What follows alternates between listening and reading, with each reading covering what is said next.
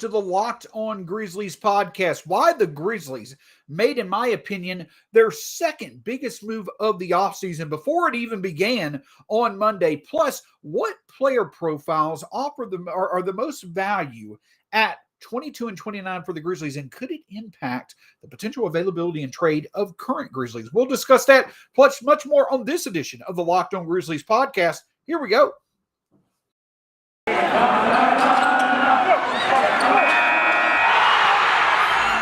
Locked On Grizzlies, your daily Memphis Grizzlies podcast. Part of the Locked On Podcast Network, your team every day.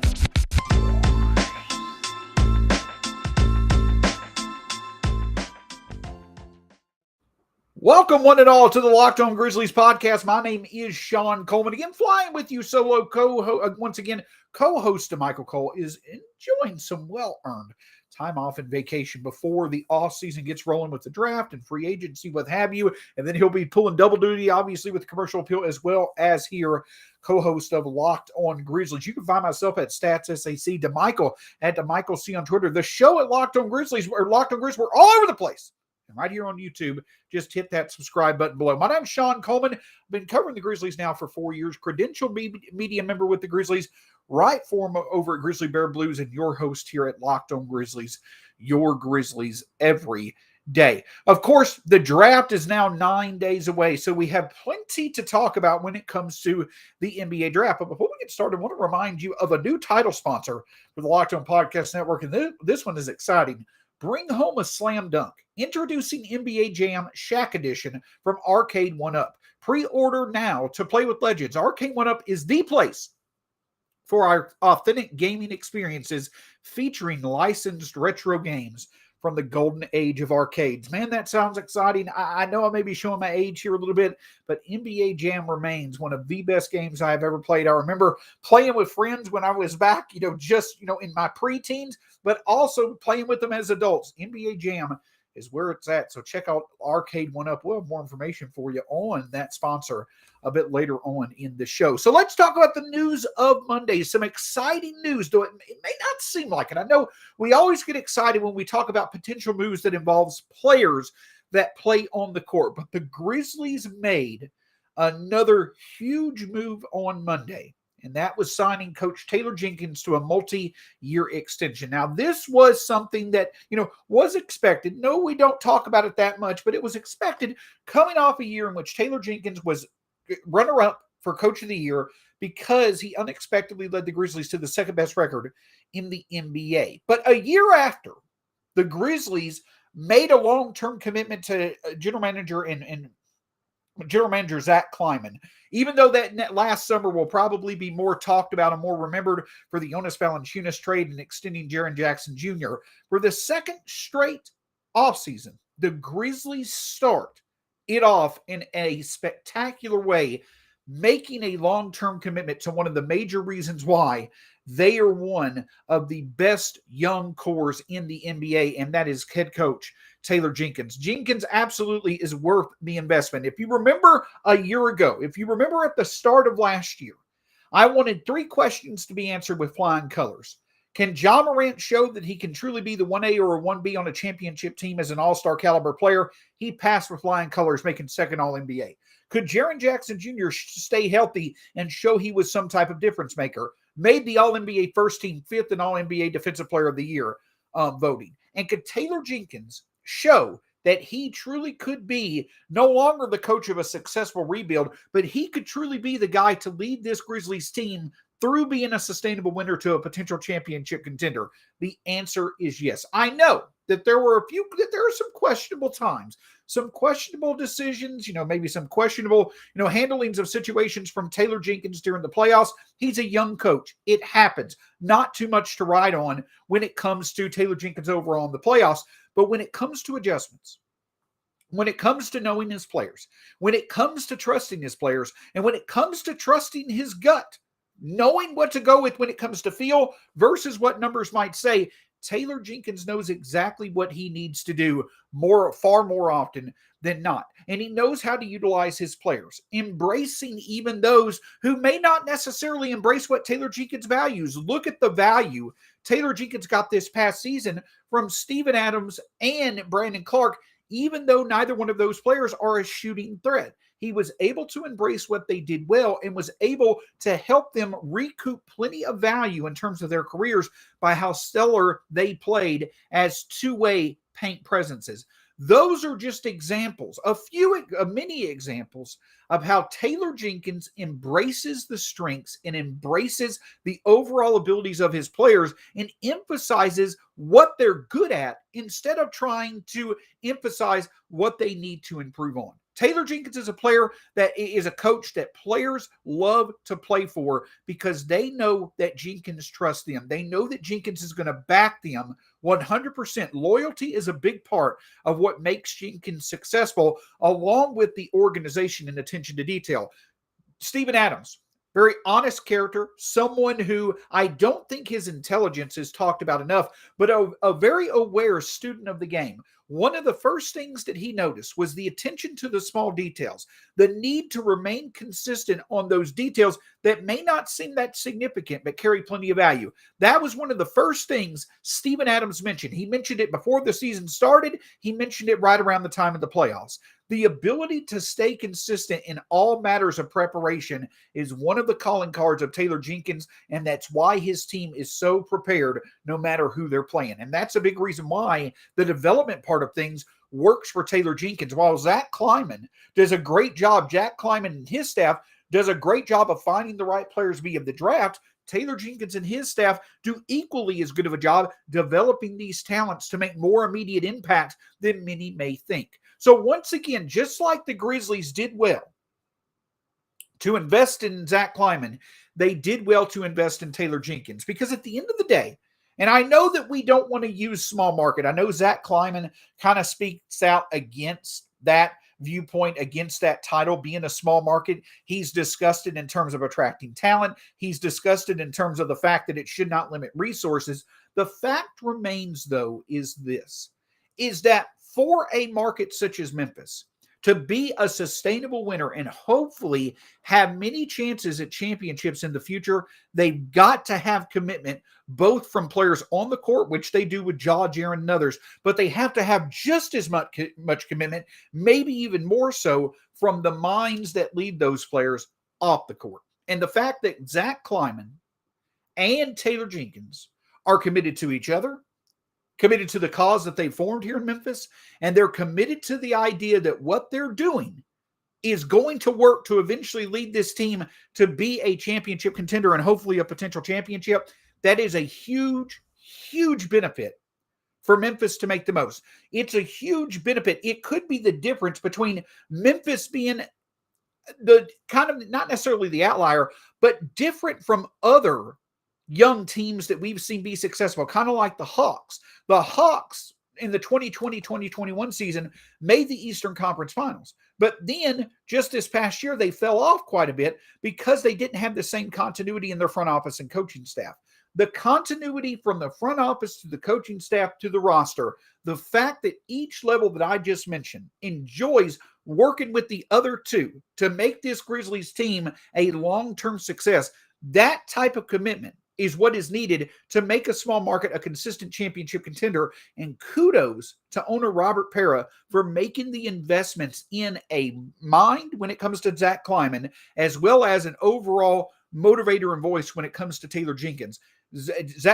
Robert Pera knows what not having that continuity can lead to, knows that the inconsistencies that can come from not having that continuity. For an owner who just celebrated 10 years of owning the Grizzlies, Robert Pera has seen plenty of times what doesn't work when it comes to the front office and the coaching staff. This time he knows he's got something that is working, and that's why it's spectacular to see him making the investments in both Kleiman and Taylor Jenkins. But what also is spectacular is the fact that the Grizzlies once again have multiple first-round picks that they could potentially hit on in a draft whose value in terms of player profiles that'll be there late in the first round, it could make things quite interesting, not only in terms of draft decisions, but could it impact the long-term availability of current Grizzlies. We'll discuss in just a moment. But before we do, I told you I couldn't wait to talk more about Arcade 1-Up. Boom shakalaka. We have big news. The one, the only NBA Jam is back. Arcade 1-Up, the leader in at-home retro arcade games, is not only bringing the best game back, the best game ever, but they made it bigger than ever with a, wait for it, Shaq Edition machine. People are obsessed with NBA Jam, and I'm thrilled to tell our listeners that you can once again play hoops with NBA legends in this arcade classic. Just jump across the court and set the ball on fire. And one of the first sports games ever to feature real and digitized NBA licensed teams, no fouls, no free throws, and no quarters required. Compete with friends and family through all new Wi-Fi leaderboards, making you more connected than ever. Pre-order now from arcade1up.com. That's arcade1up.com for an estimated early September ship date. Arcade 1-Up, the place is the place for fun. They've got even more classics like Golden Tee, Mortal Kombat, and many others starting at just $399. Check this out. They are giving away an NBA Jam Shaq Edition to a locked-on listener. Enter for a chance to win the game console for your man cave at arcade1up.com/lockedon. That's arcade1up.com/lockedon. You've got till July 8th to enter to win NBA Jam Shaq Edition, to enter the NBA, to win the NBA Shaq Edition console. Don't miss out. Enter today. Who are you going to play with? Can't thank you enough for making Locked On Grizzlies your first listen of the day. But listen, we've got the 2022 Ultimate NBA Mock Draft coming up with the NBA Draft right around the corner. The Ultimate NBA Mock Draft starts June 16th with over 50 insiders, and nothing equals the Ultimate NBA Mock Draft. The Locked On NBA Big Board Draft experts plus the Odyssey insiders. First pick is June 16th. Search Ultimate NBA Mock Draft and follow now so you don't miss a pick. And of course, it's exciting. If you're an NBA fan in general, such as myself, and I know that many of us are, while we love the Grizzlies, we love also being able to talk about many of the exciting moments that happen in the NBA, and few exceed the excitement of seeing young talents come into the NBA, like the NBA Draft. The thing that stands out about this year's NBA Draft is that I discussed it a bit on Grit and Grinds with a good friend of the show, Keith Parrish, a phenomenal basketball mind and person himself. Discussed it a bit with him on Grit and Grinds on his edition of the podcast from yesterday, and we talked about several names that could make sense for the Grizzlies. And the thing that stood out to me about having that conversation is that there really are two player profiles that become value potentially at that 22 and 29 position. I go back to last year when the Grizzlies made the trade of Jonas Valanciunas for Steven Adams and Eric Bledsoe, and they moved from 17 to 10. I truly feel the reason why the Grizzlies made that move was to get in the range of a draft in which they would be able to select from a group of players that fit a mold that the Grizzlies knew they desperately needed long term. And that mold was a big wing with a high upside potential to offer value on both ends of the court. I know they were connected to Josh Giddey. The player that I wanted was Franz Wagner. You had Jonathan Kuminga as well. Eventually, the Grizzlies landed Zaire Williams, and he worked out just fine, showing plenty of development value as the season went along. But I think that the Grizzlies find themselves in a similar situation this season. Now, I'm not saying that they're going to be able to get a player with as high an upside as a Zaire Williams. I know that I mentioned Ousmane Dieng on the Grit and Grinds podcast. That's a player that, yes, I certainly would love. But it looks like that him and Tari Eason, those bigger wing type players with very good defensive upside who you hope can develop offensive games as well, those are the type of players who likely in this draft are unfortunately going to be a bit too high for the Grizzlies to draft without trading up. And they may still do it. At the end of the day, I'll reveal without hesitation my tiers for trading up. Ultimately, one of the two players that I want for the Grizzlies to trade up for into the lottery, if the deal makes sense, is AJ Griffin or Jalen Duren. Now, that's probably a pipe dream, but I would be ecstatic if the Grizzlies traded up for one of those two players if the trade up makes sense. My second tier would be Mark Williams, Ousmane Dieng, as well as Tari Eason. I will take one of those players because a long-term center option on a rookie contract is a perfect complement, I think, if it's a Duren or a Williams, to Jaren Jackson as well as Brandon Clark. And I think that the Grizzlies it fits the Grizzlies mold to go with another big wing type with good defensive upside in Eason or a Dieng. Now, my ultimate guy, again, is A.J. Griffin. I just don't think the Grizzlies are going to be able to trade up that far to get Griffin and pay a price that they're going to be comfortable with. But let's set that potentially to the side.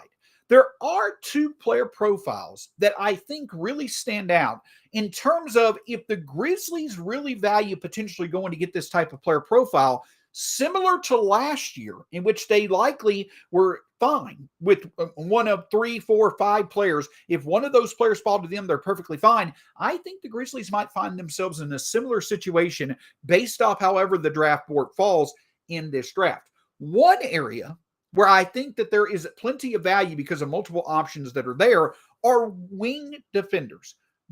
Wing type bodies, wing type players who have good defensive upside, not necessarily great, but have good defensive upside to where they could be positive defenders in the NBA that also offer some intriguing offensive upside, whether it's shooting, whether it's potentially finishing in the open court, what have you. There are several names out there that could make sense for the Grizzlies, a team that needs wing depth, but also knows the value of having good defensive upside in that wing depth, with how many versatile defensive players the Grizzlies currently have. Some names that stand out in this group are Wendell Moore, Jalen Williams, Marjon Beauchamp, as well as Jake LaRavia or Christian Braun. You've got players in that group who are 6'6", 6'7", 6'8" type players who may not necessarily have as high an upside as other players drafted before them, but you do have the fact that they can add enough value defensively to where they're not going to just rely on one type of skill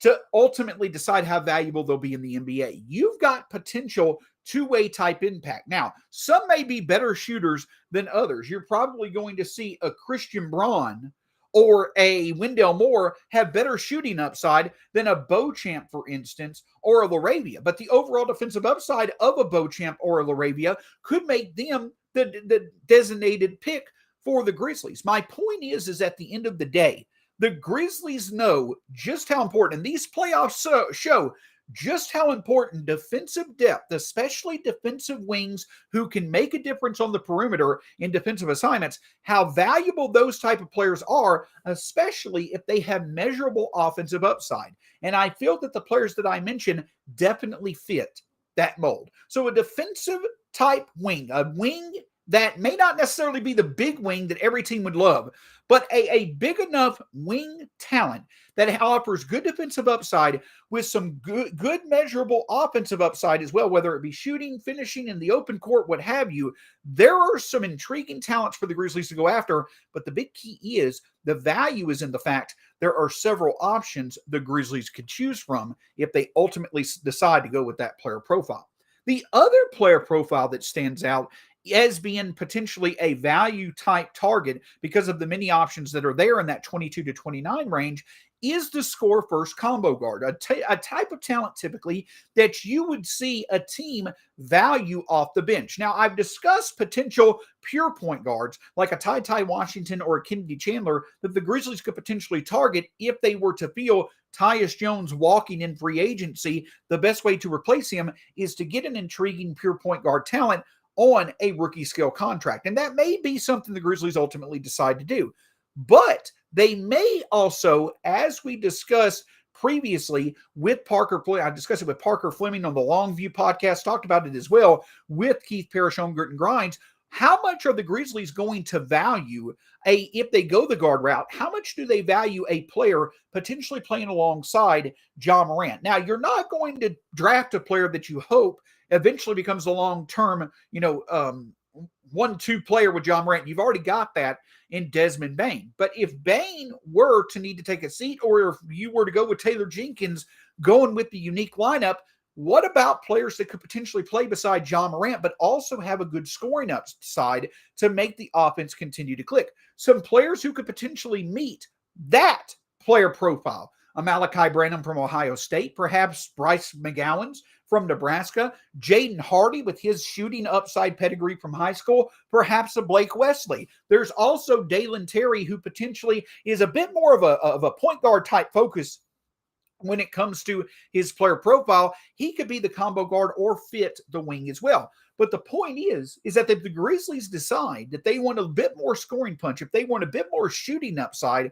and they like an option that can fit those molds out of that group that I mentioned, a McGowan's or a Wesley or a Branham or a Hardy or what have you, that's another potential player profile that offers multiple options the Grizzlies could go with. So the point that I'm getting at is that if the Grizzlies ultimately decide that they would like to trade up, but the price is just not there for it to make sense for them to make that move, there are two sensible player profile types that the Grizzlies could target, in which you're going to have several options to choose from. So it makes it to where the Grizzlies' decision kind of has a bit of a buffer, and it kind of has a bit of a heightened floor, because there's different ways you could go that could make sense. We'll break down some of these names a bit more as we get closer to the draft, but it's intriguing to know that two player profiles that could be valuable for the Grizzlies to pick in this year's draft to have that type of player on a rookie contract going forward. There are multiple options that can make sense for them. But with that being said,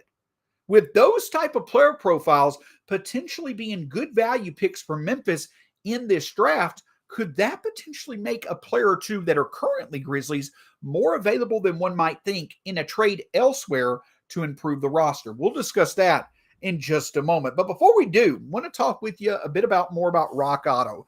RockAuto.com, I've talked about it so many times, because when it comes to RockAuto.com, the one amazing thing that is available to you is consistency. This is a family-owned business. They've been in business for over 20 years. They know that car parts sometimes are very hard to manage. So they make it real easy. No matter the car part, no matter your make and model of the car, you're likely going to find it within a few clicks of the button. And they also know that car parts can fall out of budget. And in these economic times, when things are a bit uncertain, you want to make sure that your car parts are cost effective as can be. RockAuto.com is the place to go. When you visit RockAuto.com, let them know the Locked On Podcast Network sent you. RockAuto.com, amazing selection, reliably low prices, all the car parts you'll ever need. Visit RockAuto.com today. Coming up later this week, we will have more prospect profiles, looking at potentially a few of the players that I've already mentioned, but also breaking down a few options that the Grizzlies potentially could trade up for if they decide to go that route. Different tiers of prospects could make sense for Memphis. We'll look at a few of them later on this week on the Locked On Grizzlies podcast. So as I mentioned, there are a few type of player profiles, two types of players, in my opinion, that if the Grizzlies were to focus on that player profile, one of those two player profiles being a way of value in this draft, they're going to have several options to choose from if they stick and stay in the late first round. But if that's the case, it brings to mind what potentially is out there in terms of the availability of De'Anthony Melton. Now, I'll go on record right now as to say this. I personally do not have a desire to trade De'Anthony Melton just to trade him. There is a place and there is a need for De'Anthony Melton on this Grizzlies roster. And I truly do feel that over the next 2 years that De'Anthony Melton is signed with the Grizzlies, if they can fully trust De'Anthony Melton, and Melton can gain the consistency that he shows at times instead of his streakiness, De'Anthony Melton can be a top 8 rotation player for a pure championship contending Memphis Grizzlies team in one of the next 2 years. I purely believe that, especially with his overall ability to create chaos on defense, play some pretty good defense against other guards, but also his three-point shooting. De'Anthony Melton can have difference-making impact when it comes to his three-point shooting in games. If he could ever find consistency doing it, he absolutely can stick as a future member of the Grizzlies. But for that same reason, potentially the Grizzlies may feel, and there's always kind of been this question, how much does Taylor Jenkins and his staff truly trust De'Anthony Melton when it comes to giving him extended minutes in high leverage situations? There's always seemed to be that trust does not seem to fully be there. So perhaps with that in mind, if the Grizzlies were to potentially see what value is out there for De'Anthony Melton, could De'Anthony Melton be one of the prize pieces in a package to go get a player that could ultimately offer more value long-term to a core of Ja, Jaren, and Desmond Bane? If that type of deal is out there, then the Grizzlies may be a bit more willing to listen on that opportunity, or potentially maybe more willing to dangle a De'Anthony Melton if they could potentially find a replacement for him long-term in this draft. Now, I'm not saying there is a replacement for him. The 3-and-T type player that De'Anthony Melton is, and I'm not going to sit here and say I coined that phrase, but a source of threes, a source of turnovers on defense, a really good source of creating fast break for a Grizzlies team who is among the best in the NBA over the past 3 years when it comes to fast breaks. My point is that there is a lot of value for De'Anthony Melton in a Grizzlies uniform. But if another team puts emphasis on that value as well and is willing to part with another player who likely is going to have more value to this champion, to this core, being a contender long-term, sure, you make that move, especially when you potentially can get a player who can at least offer the offensive punch at a higher level than De'Anthony Melton can. I'm not necessarily saying that the Grizzlies drafting a player, a scoring first combo guard, or a defensive-minded wing, I'm not necessarily saying that that player cannot coexist on a roster with De'Anthony Melton next year. They absolutely can. But at the end of the day, Zach Kleiman has mentioned it multiple times now.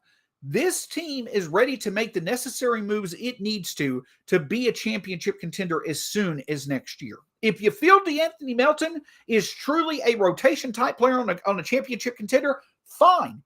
Give him that trust. Let him go out and shine. See what you have, or trust what you have, and hope that the consistency that's kind of been missing at times so far in Melton's career, it finally shows up. But if the Grizzlies, with the emergence of Desmond Bane, and with the fact that in this draft, there potentially could be a worthwhile selection that ultimately could fit that scoring punch need off the bench that sometimes Melton can provide, if that is a scenario that works out for the Grizzlies, then, hey, if you don't fully trust that De'Anthony Melton long-term can be a top 8 player in a championship rotation in the playoffs, then see what value's out there. When you still have him under multiple years of contract, and he still is definitely a value at his age and also what he can offer on both ends of the court. Again, I'm not saying that trading De'Anthony Melton is the right move. I am saying, though, that he's the type of player that you at least keep your ears open on, to where if a team truly does value what De'Anthony Melton offers, and you can use De'Anthony Melton as a part of a trade to go get a player makes your roster better long-term to support the core of Ja, Dez, and Jaren, it's an added bonus if in this draft, one of the more valuable player profiles of where you're drafting are players that could conceivably long-term replace a De'Anthony Melton on the Grizzlies bench. Again, I'm not advocating to trade De'Anthony Melton, but the whole point of the Grizzlies at this point when it comes to drafts, their goal with multiple first-round picks is to gain as much value as possible. If you can use a De'Anthony Melton to go get you a more sensible upgrade for this roster that's already established in the NBA, and then you could use one of your first-round picks to draft a player that could step into a Melton-type role potentially a year or two from now. That's how you stay proactive. That's how you stay ahead of the game as an NBA front office. And we know very much how creative Zach Kleiman and his front office can be. And we also know that they can make the unexpected but necessary move if they feel that is what is needed to improve this roster long term. So I'm not saying that De'Anthony Melton's future is going to be determined by what player is on the board for the Grizzlies at 22 or 29 if they stay there.